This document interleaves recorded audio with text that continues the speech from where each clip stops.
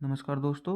आज हम पढ़ेंगे सोसाइटी और कम्युनिटी के बीच के डिफरेंसेस कि इन दोनों में क्या डिफरेंस होते हैं। लोग यही सोचते हैं कि सोसाइटी और कम्युनिटी एक ही चीज़ होती है, लेकिन ये दोनों अलग अलग चीज़ें होती है। और सोसाइटी और कम्युनिटी को अगर हम डिफ़ाइन करके अगर पढ़ेंगे तो थोड़ा डिटेल में जाएंगे। वैसे तो मैं आपको बेसिकली समझा दूँ कि सोसाइटी क्या होती है। सोसाइटी ग्रुप ऑफ पीपल होता है, वो कहीं पे भी स्थित हो, कहीं पे भी कितने भी लोग, अगर 2 5 10 लोग मिलके अगर रह रहे हो तो हम उसको एक सोसाइटी का नाम दे देते हैं। क्योंकि सोसाइटी एक बहुत ज़रूरी चीज़ होती है लोगों को रहने के लिए। अगर इंसान इंसान के पास ही नहीं रहेगा तो कहाँ रहेगा।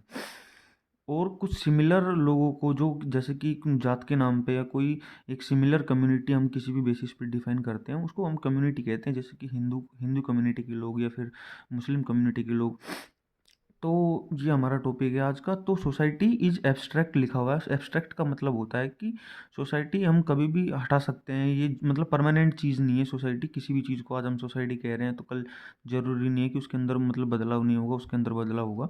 लेकिन कम्युनिटी एक ऐसी चीज़ है जिसके अंदर बदलाव करना काफ़ी मुश्किल है। ये काफ़ी सॉलिड, कॉन्क्रीट का मतलब होता है सॉलिड, और काफ़ी ज़्यादा लोगों से गठित होती है ये कम्युनिटी। ज़्यादा लोग होते हैं इसमें। और वैसे आगे इसमें जाते हैं। Society is a web of social relationship. ये एक जाला है, वेब है सोशल रिलेशनशिप का। यहाँ पे सोशल रिलेशनशिप होते हैं। Community consist of A group of people living in definite locality. किसी भी एक जगह पर रहने वाले लोगों को ही कम्युनिटी कहते हैं। जहाँ पे हिंदू ज़्यादा रह रहे हैं, मुस्लिम ज़्यादा रह रहे हैं, या फिर कोई भी धर्म से लोग बंटवारा करके रह रहे हों, तो वो एक कम्युनिटी कहलाती है कि ये कम्युनिटी यहाँ पे रहती है। और सोसाइटी हम कह सकते हैं जहाँ पे भी लोग रहते हैं उसको सोसाइटी कहते हैं। ठीक है। Society is wider, there can be more communities in a society. Society बड़ी होती, लंबी होती, बहुत बड़ी, जहाँ जहाँ इंसान वहाँ वहाँ सोसाइटी। लेकिन इसके अंदर बहुत सारी कम्युनिटीज़ होती है। कम्युनिटीज़ वो होती है जो स्मॉलर होती है। कम्युनिटीज़ साइज़ में छोटी होती है और सोसाइटी साइज़ में बड़ी होती है। और सोसाइटी के अंदर में डेफिनेट जियोग्राफिक एरिया होता है, जो कि not an essential part of society. Geographical part एक एसेंशियल पार्ट नहीं है कि यहाँ पे ही सोसाइटी है कि नहीं है, ऐसा कोई कंफर्म नहीं है। लेकिन community always denotes a definite geographical area, कि हाँ भाई, जम्मू कश्मीर में दूसरे प्रकार के मुसलमान रहते हैं, इधर हिंदू की पॉपुलेशन कहाँ पे ज़्यादा है, महाराष्ट्र में मराठा रहते हैं, ये कम्युनिटीज़ हैं।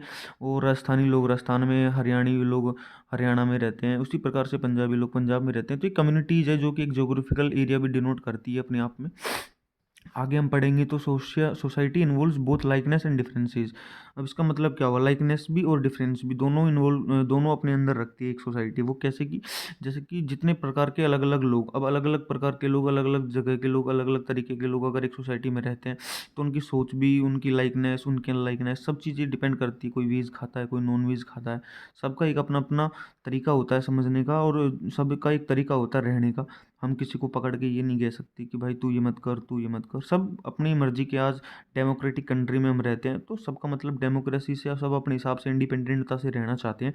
बल्कि कम्युनिटी एक ऐसी चीज़ है जिसमें लोगों के विचार एक दूसरे से मिलते हैं काफ़ी। वो लोग एक दूसरे से बातें भी करते हैं, एक दूसरे को पहचानते हैं, एक दूसरे से ज़्यादा चीज़ें शेयर करते हैं, और उनकी चीज़ें कुछ कॉमन भी होती है। चाहे वो फिर पूजा पाठ के मामले में देख लो आप, या फिर कोई खाने पीने, रहने वहने, शादी वादी के मामलों में देख लो। कोई भी चीज़, हमारी कम्युनिटी में बहुत सारी रिवाजें होती है, उस प्रकार से ही कम्युनिटी एक दूसरे के सारे चलती है, जनरेशन टू जनरेशन। अब आगे हम इसमें पढ़ेंगे the objective and interest of society are more extensive and varied. सबके इंटरेस्ट और ऑब्जेक्टिव, सबके तौर तरीके सबके अलग अलग होते हैं, क्योंकि सब अलग अलग तरीके के लोग होते हैं। जितने अलग अलग तरीके के लोग, उतना ज़्यादा ही वैरायटी, उतनी ज़्यादा एक्सटेंसिव होगा ऑब्जेक्टिव्स, और उतनी वैरायटीज, उतना ही वेरिड होगा सबका अलग अलग तरीका, तौर तरीका। ठीक है। सोसाइटी में तमिल भी रह सकते हैं, कहीं के भी लोग कहीं पे भी रह सकते हैं। तमिल लोग मिलके हिंदू के साथ, मराठा, सब लोग मिलके एक साथ रहना, वही हो गया एक तरीके से सोसाइटी। और इसके अंदर objectives and interest of community are comparatively less extensive and varied. इसके अंदर कम वेरिड रहते हैं लोग, और कम ज़्यादा लंबा चौड़ा हिसाब नहीं होता कम्युनिटी के अंदर में। जैसे कि हिंदू है तो वो नॉनवेज खाना पसंद नहीं करेंगे, या फिर मुसलमान है तो नॉनवेज खाना पसंद करेंगे। कोई भी चीज़ वो खाएंगे पिएंगे साथ में, कि कौन से दिन पूजा पाठ नहीं करनी है, कौन से दिन पूजा पाठ करनी है, किस चीज़ को क्या मनाना है, वो सारी कम्युनिटी डिसाइड करती है। हिंदू कैलेंडर होते हैं, तो हिंदू कैलेंडर के हिसाब से हिंदू कम्युनिटीज उसी को फॉलो करके आगे बढ़ते हैं, और उसी हिसाब से वो लोग सोचते हैं। उनकी आइडियोलॉजी और उनकी सोच काफ़ी थोड़ी लिमिटेड होती है, लेकिन सोच थोड़ी सेम सी होती है सब लोगों की। आगे इसमें हम पढ़ेंगे कि society involves both formed and non informed means of social regulation. इसका मतलब ये हुआ कि फॉर्मल और इनफॉर्मल का मतलब तो आपको पता ही होगा कि लोग कैसे बात करते हैं, फॉर्मल तरीके से और इनफॉर्मल तरीके से, दोनों ही तरीके से चलती है।